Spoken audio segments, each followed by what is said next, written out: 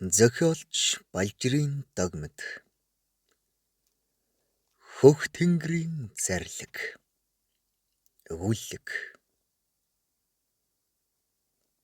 Манж хятадын 3 замын их цэрэгт хяар цохиулж зүгврүүлэн зогтсон 4 ойрдын хан Галдан бошигтын цөөн хүмүүс нутаг усаа тэмцэн өдөр шөнийг үл ялган мориноосоо боолгүй зүтгэсээр баруун Алтай барааг харцгаажээ.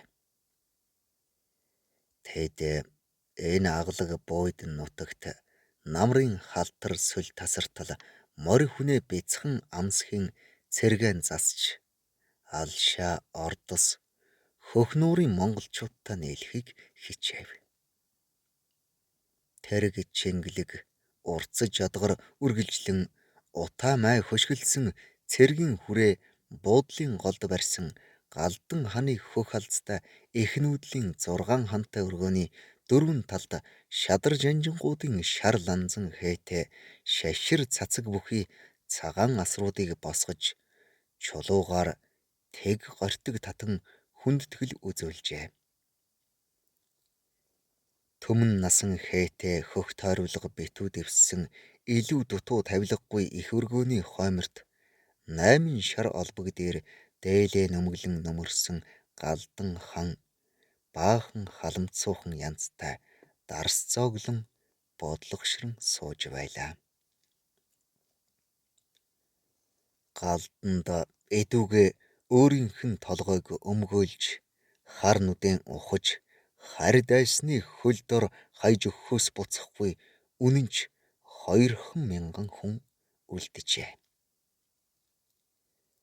Наран ургах дорнын их талаас наран шингэх өрнийн өндөр алтай хүртэл хэдэн мянган мод газарт Галдны хэдэн түмэн цэрэг хүүр ясаан тавьсан гэж санахаас хантны цээж давчтан харанхуйлах бүрт гинт басан харайж хан дүлгсэн элдээ суг татан бурхан чөтгөр хоёртой тэрсэлдэн савчилдвч багадмаар. Гэтэл тэр бурхан чөтгөр хоёрын аль аль нь өдрийн сүүдэр шөнийн гэрэл мэт барих тавих бийгүй бөгөөд дуудавч үл ирэх хөвч үл явах үүд хаалга онголзуулсан тохуутай амьтас юм санж. Архинд хөлчүргсэн бошигт ханы сэтгэлийн шаргалман дунд заан дэрлжийн хадад хүрэн уулс үе үесгэн сөөмөлцөн. Тэр элдэн хөх улсын дунд манжийн эн хамглан хаан өөрийн их цэргийн ойрмогхон чихтэлсэн Галдан хутгтын хорсол хилэн бадарч сэтгэлээ засгсан гэхдээ ийхүү өөрөө өөрийгөө зугаа цуулан арх таалан хөлчүүрч суугаа нь энэ болоо. Ану хатан минь амьд сэрүүн байсансан бол би гэдэг хүн хизээч ингэж хамраараа шороо өмхөхгүй байсан. Тэнэг монхог надаас болж тэр минь хар санаатны гарт амиа алдсан. Би түүнийг хар нүд шигэ хамгаалж явах учиртай байтал чадаагүй. Өөдгүй хар толгой би өөрийгөө амилсан бурхан хэмээн энэ дүрч халах ойрд хоёрыг хагаралдуулан самуун дэгдээсний гай эцсийн эцэд ийхүү үнэнд гүйцэгдэж манжчин улсын цэрэг зэвсгийн хүчинд автан голомтын ховнсыг хийсгэв хэмээн халглан гасалсан хантан өмнөө тавьсан том гарын мөнгөн аягтай усгүй хар архийг авч нэгэн амээр залгиллаа. Аян дайны урт замд нар салхинаа онгосон зүлгэмэл хүрэн царай элдний ирнээс ч үл далдрэм чанга анцсахтай догшин хар нүдэнд хилэнгийн хөхтөл асч унтран сөөмөлцгэн хөмсөг сормосаа хуухалчихвий гэмээр сүртэй харагдана. Заан дэрлжийн 100 мод хэмээх газар манж хятадын 3 замын их цэрэгтэй тулгарсан Галдан бошигтын хон хэдий цөөн хүнтэйч Үл шантран эхээс унахта ил татхан төрсөн мэт 3 өдөр 3 шөнө улс голыг улаанаар урсч лус савдгийг уул галдан цочтол алалдан завчилдсансан. Хизэнээсээ нааш харвах намнахтан гавшгаа ойр дууд манж хятадуудыг уул руу шахан ухрааж гал төмөр унтраах лугаа адил гол хүчнээс нь хэсэг хэсгээр нь таслан авч бүслэн хяар цохив. Шархадсан мордын унгалдан үүрсэх, хүмүүсийн уухайлан хашгиралдах, бэлдний харших дуутай хоршин нэгэн их учир битүүлэг төгшүүртэй аваа үүсгэн уул хаданд цуурай хадна.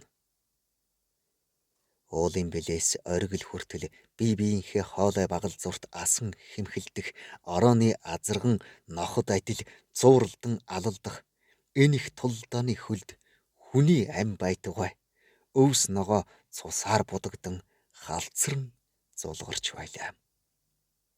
Манжийн цэргүүд өвсний толгойноос олон 20 түмэн дайсны өдөөс дайрсан 2 түмэн монголчууд халууцаж цуцсандаа хөө хуйгаан тайлан хаяад элдний эрийг эмтэрч уул хаднаас хиншүү хэрвас ханхалтал хашгиралдан цавчилдах нь амнаасаа уйдсан амьд дуу гэлтэй. Цусаар бороо орсон лугаа адил цэцэг ногоо хүрэмтэж навчин айл зураан тасар татуулсан мод бут хүртэл салхин аясаар гиншин яолж байх шиг санагдана.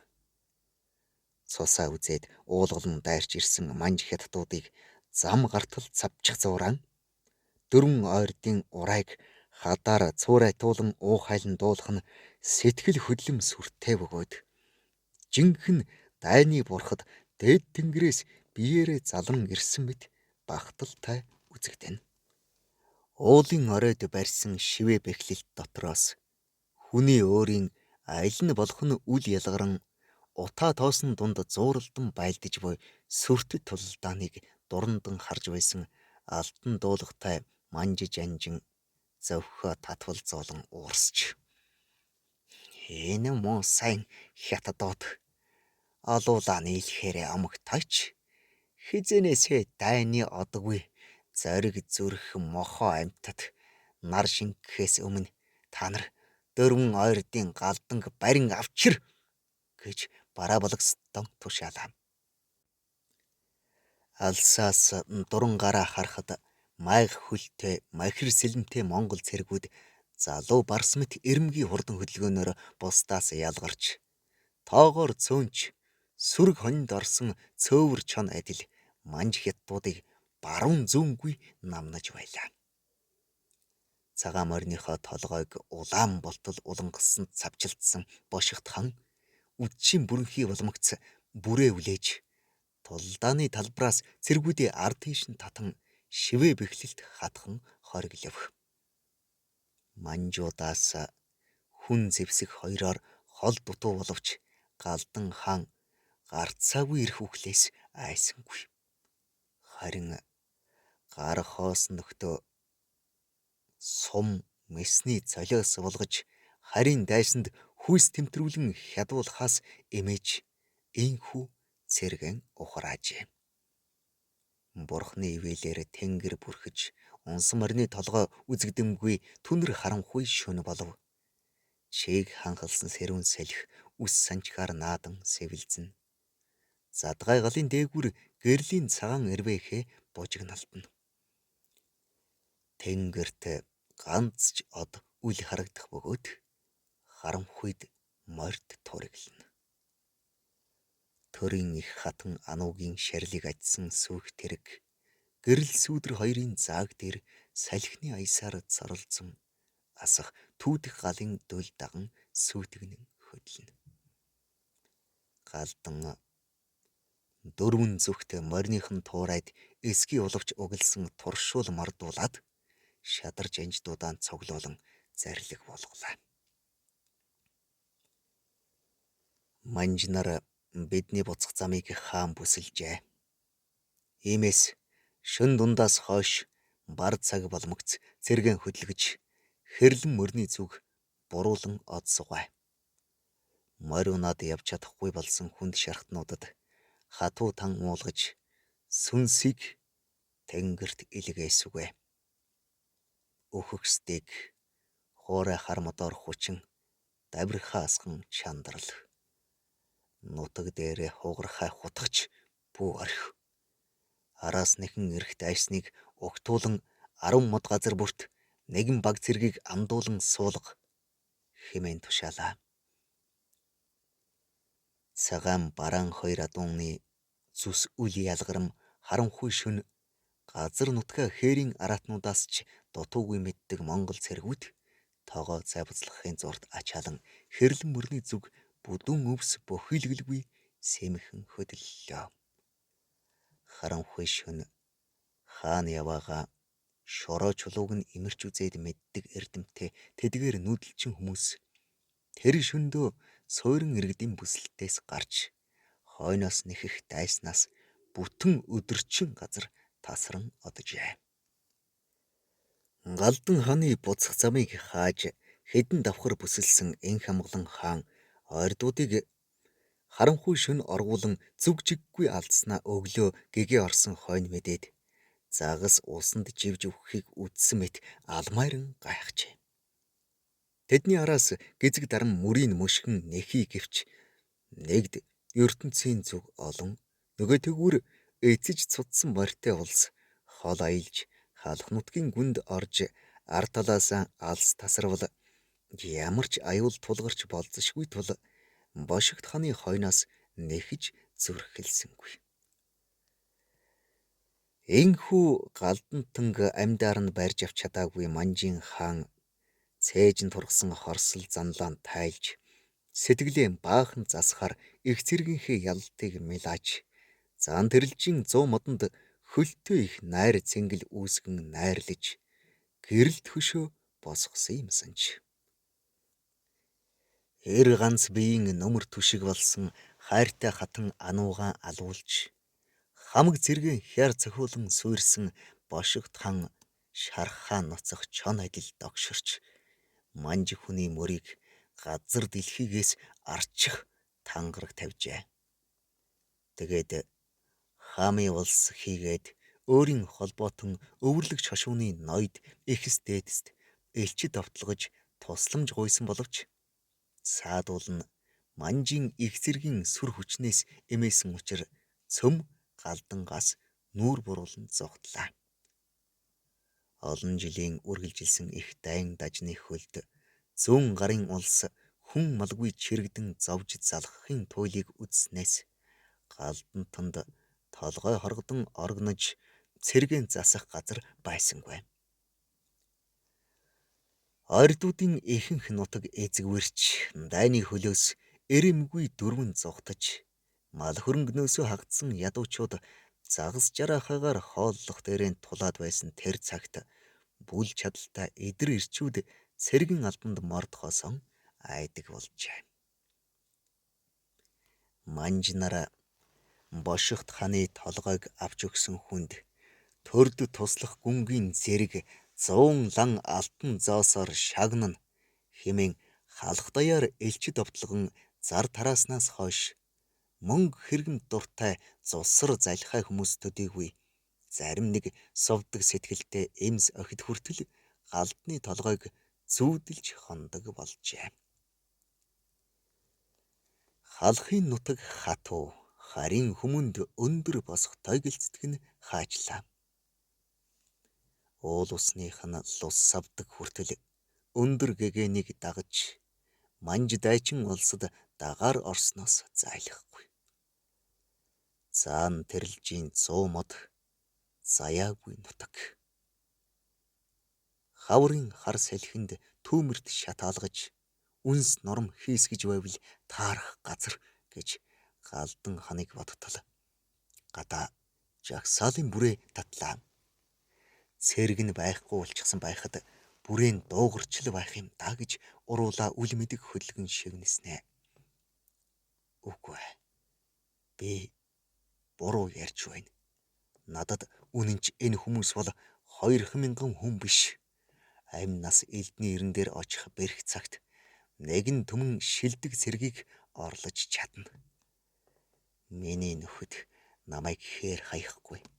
Харин би Далай ламын үгэнд хууртаж хэрлэн мөрний хөвөнд очиж зусваас бүхнийг дайны тэнгэр ивэн хэмээн энэ хүмүүсийг араасаа дагуулan хэтэрхий хүн дээр чирэгдүүлэн хөнөөлөө гэж бошигт хантан өөрийн мийг зэмлэн суутал данжила жанжин гаднаас зэр зэвсэг хангинуулан орж ирлээ.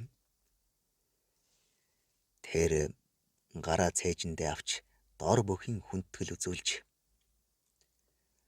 таны айлцсан ёсоор бүх цэргийг жагсаалаа гэхэд бошигт хан босч мөнгөн товруутай бүсээ бүслэн алтан шөнхрийн дүрстэй ган дуулга тэргүүндээ асаалаа.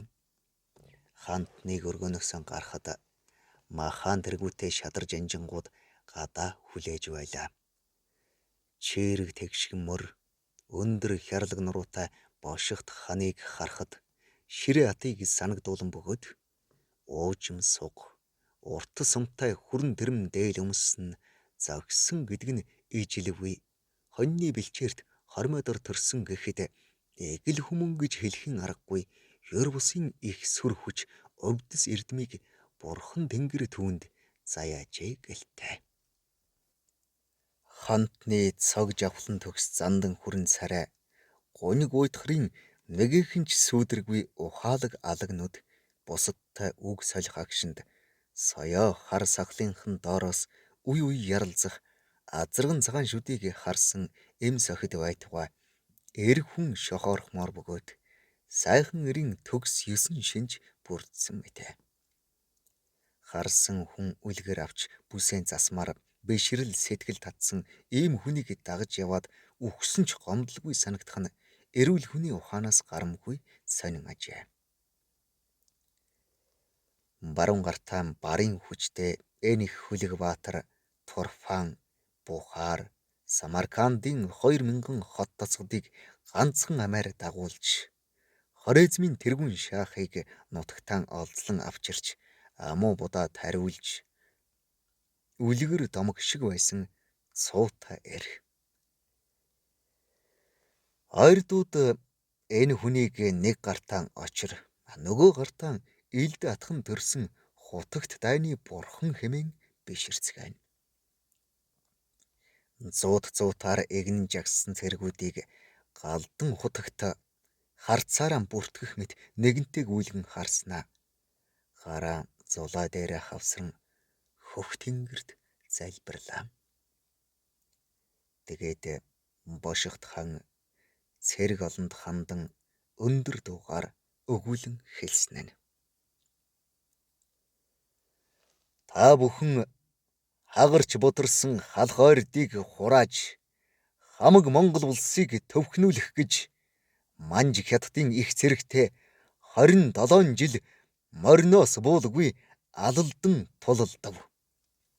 Их болсон газар шороогоо харин хар санаатнаас өмгөөлөн босч ойрдын байх цагт араас минь дагж явсан өвөрлөгч хошууныхан андгай тавьсан ахан дүүс маань өнөөдөр надаас урвж Манж хятадын боол боллоо. Дөрвөн ойрдын галголомтыг бөхөөхгүй учир эдүгээ та бүхэн тарж гэр гертэн од сугай. Би өөрийн ганц толгойг хаацаалахын тулд олон хүний амь насыг элдний эрен дээр тавихыг хүсэхгүй гэж хэлэхэд цэргүүд бид үхлээс үл эмээн бошигт ханаас урвж чадахгүй хэмээн ам амдаа хашгирлаа. Бошигт хан гараа өргөн олон хүний дуу шуугааныг даран 50 хүрсэн хүн гэж хэлхэн аргагүй эдэрмэг залуу дуугаар хөх тэнгэрийн зарилгаар миний насны тоо гүйцчээ. Тойгтой болгоныг сөхөргөж толгойтой бүхнийг бөхийлгэж явсны маань бурхан чөтгөр хоёр мэднэ. Намайг амьд байхад дөрвөн ойрдын хан амрахгүй гэж хэлтэл мөнгөн пайцтай элч алсаас тоос татуулан довтлохон ирж бошигт ханы хөлдөр сөхрөн унав. Бошигт хан минь нүгэлт хүмүүн намайг өршөө. Би таны чихэнд таагүй мэдээд уулгахаас өөр аргагүй боллоо. Хами улс руу мордсон манай элч Сэвдэн Балжирыг Абдул Бек баривчлан эн хамглан хаанд хүргүүлжээ. Галдан хутагт энэ үгийг сонсоод хөлнийхөө дор сөхрөн унсан элчээс цочих мэт нэгэн алхам ухран зогссноо. Сэвдэн Балжир хүү минь дайсны гарт оржээ. Эдүгээ надад нуган үр үгүй болов. Тэнэг толгой миний бие муу хулгай Абдул Бекийг дэми өршөөч гэж халаглан дуалдав. Бошигт хаан бурхандаа мөнх голт зул өргөж хүрдийг гурвантай имрэн эргүүлээд залбир мөргөлөө. Их шүтэн минь нүгэлт боол миний үгийг сойрхон сонс. Сансрын хүрдний орчил ертөнц авхайн жамаар цөвөн цагийн хутагт миний жанж халах цаг ирлээ.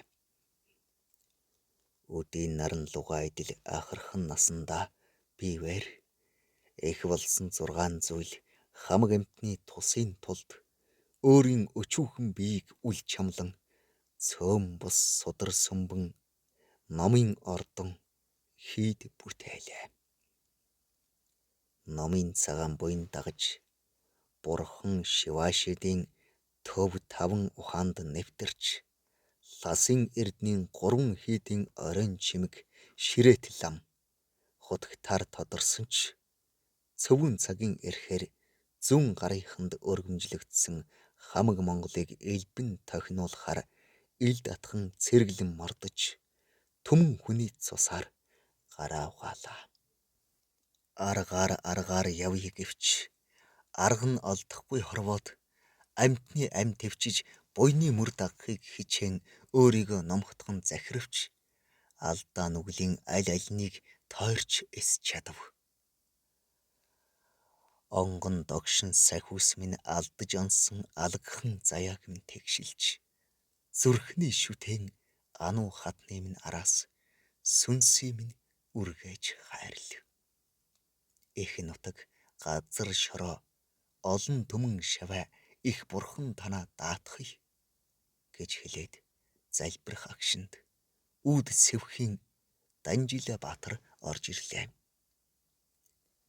Хантны эрхэмсэх саруул өргөөнд арц хүж гүгэл зандангийн ариун дагшин үнэр сэнгэнэх сацв их шүтэний өмнө мандаасан золын зөөлөн шаргал гэрэл үүдний салхинд үл мэдэг ганхалзан дайлдирхыг харсан Данжила босхны өмнө зогтсон зогслоо. Бурхандаа залбирч дуусаад бошигт хаан сэнти дээрээ залран сууснаа нэгэн жүн зархийг шадар жанжин Данжилаад барьж цөхрөнг бөгөөд гунигтай хоолойгоор хорвоо надаас нүрээ буруулжээ. Миний бие манжин хаанд цэргэн 3 хяар цохиуллаа. Этгэлт дотн нөхөд ижил сайн ханаас хагцав. Их баг 3 хүүгээ атаатны гарт булаалгаж хортуулв. Зүүн гарын жонон цэвэн арвдан мэтийн ахан дүүс маань надаас урвж манжид дагаар оров. Би хамаг байдгаас хагцлаа. Яс махны маань тасархай гэвэл охин юнчинхаа та хоёроос өөр хүн алга. Эдүгээ надад зөвхөн үхэл үлдэж. Намайг өгсний дараа манж хятадууд та нараас миний хүүр ясыг нэхэх байх. Бүү доромжлуул. Миний үнс чандрыг цам гар ууланд онголж алтайн хөх салхинд цацаж хийсэг гэхэд Данжила уртаар шүүрсэлтаад. Халахын ноёд манжид дагаар орсон ч Монгол үр садан бариг дагуу байна. Хантан минь. Одоо үхлийн тухай боддог цаг биш гэхэд галдан. Одоо хоёулаа овоонд гарч малгайн утаа сэргэнэ. Данжила чи гарч морь эмээлэл хэмээн тушаалаа. Данжила баатрыг гармагц бошигт хан жижигхэн хаш чулуун тагшинд архинд уусгасан хатуу танг аягаллаа. Хортой арх аяган дотор өсчин буцална. Бошигт хан түүнийг уухаасаа халгаж зүрхшээсэн янзтай харж сууснаа. Намайг амьд байсан цагт хаалх ойрд хоёр амар заяагаан үзэхгүй. Өөрийнх нь дуу сонсогдож, утааных нь үзүр залгалдан хаяа хатавч нийлэн айл саахалт аж төрөхгүй гэж хэлээд чичирхийлсэн гараар аягтай хорыг авч нэгэн амээр асган цотхон залгиллаа. Гартаа барьсан аягийг газар тавьж амжаагүй байтал хутагтын амьсгал боогдон нүд харанхуйлан бүрлдснэ. Гэнт чихэнд нь хэцхэнгэрэг нижгнээд явчих шиг болов. Гал цахилгаан адил хөгжмийн догшин хэмнэлийг даган гаднаас үе олон чөтгөр ад тэрэн шуугилдан орж ирээд амьсгал нь боогдож багтарсан хантныг баалж тавлсан огцом түргэн хөдөлгөөн гажбруу дэгтэй цам харин дэвхцэн бүжгэллээ. Хүчтэй хоронд амьсгал нь бачуурсан галдан хутагт энгэр заамаа цуу татан босон хараач ширээн дээр тавьсан аяг дийзээр чөтгөрөвдийг баруун солгоогүй чулуутлаа. Хаалганы тодог онон бут үсэрсэн шаазан ваарны хагархайнууд газраар нэг хөх гал болон сүйтгэнэн асав. Хантны өргөнд хүн хашгирч аяг тавг хангинан хагарахыг сонссон Данжила баатар хутагтын морийг эмээллээд хөдлөн ирж явснаа цулбуурын сул орхиод гэр рүү гүйлээ. Хүн яолоход чөтгөр инээдэг гэж үнэн юм. Мөр сүвдэрхгүй муу сайн сүгнүүд гэж хашгираад галдан хутагт урагшаа тэнцэж ядан гойвон алхтал гаднаас Данжила гүн орж ирлээ.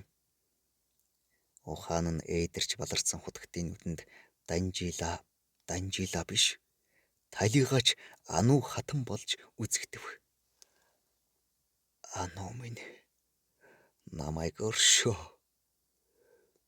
Би их хол очсон хүн буцаж ирдэггүй тэр газар руу явлаа гэж хэлээд бошигт хан хатныхаа хөлд сөхрөн унлаа. Данжила баатар хантны дэргүүнийг газар хүргэлгүй түшин авч өвдөг дээрээ дэрлүүлээд цээжин дээр нь толгоогоо тавин зүрхнийх нь цогтыг чагналаа. Галдан хутагтын гал нь бүхэн унтарч буй нүдний харцанд Ану хатны нулимстай хоёр алагнууд бүрлдсэн үзэгдэнэ. Ану минь битгий өөл үхлээс хүн тойрч чаддаггүй юм гэж хоронд хөхөртөн хавцсан уруула үл мэдэг хөдөлгөн хэлснэ. Бошигт ханы амьсгал тасарлаа. Гэрт эрэгтэй хүн бүдүүн дуугаар ихэр татан цвэрхрэн уйлах чимээнээр хөл доороос гэнт явган хуй салхи дэгдэн босгод цулбуурын чиргүүлэн орхисон хутагтын ихтэлт цагаан морь түүнээс босгон үргэж гөлмөө дэрвүүлэн давхин одлоо. Өндөр хөх тэнгэрт хээр хонсон бүртэд цагаан саран уйтгар тайхан гэрэлтэж ургах хагдрах тавилантай хөх өвсний хөх салхин гоних тайхан эсгэрнэ.